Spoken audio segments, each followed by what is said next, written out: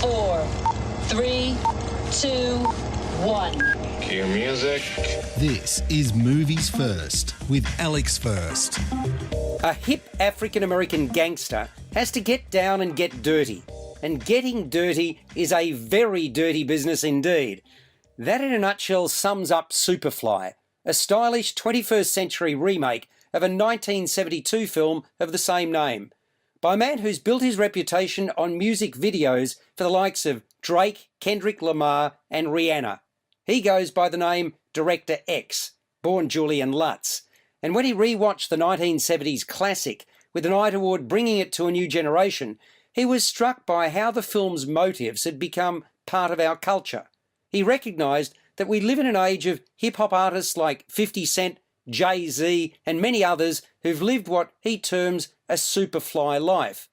They wanted that dream to come true, having come from circumstances where they felt they had limited options, and so chose the path on the wrong side of the law. Even when they'd risen to the top of the music industry, their past was often reflected in their music.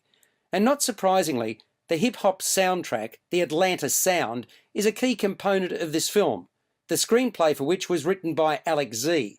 In Superfly, a successful young drug dealer, Youngblood Priest, played by Trevor Jackson, who has his fingers in many pies, would like one more big score, and then he wants out. But of course, it's never that easy to draw a line in the sand, and in this case, the body count continues to mount. You're listening to Movies First. For more, like us on Facebook and follow us on Twitter. If you aren't familiar with the earlier version, it takes a while to understand just what's going on. Underpinning it all is greed and ambition, excess and corruption.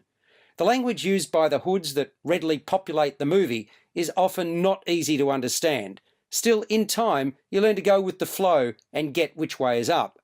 Trevor Jackson is suitably well attired and spoken to make a plausible centrepiece.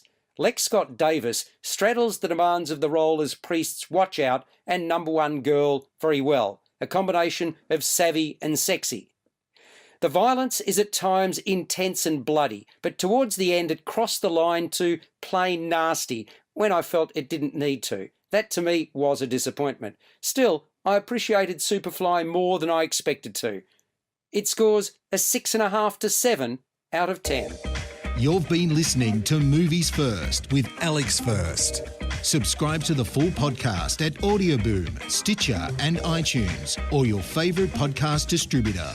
This has been another quality podcast production from Bytes.com.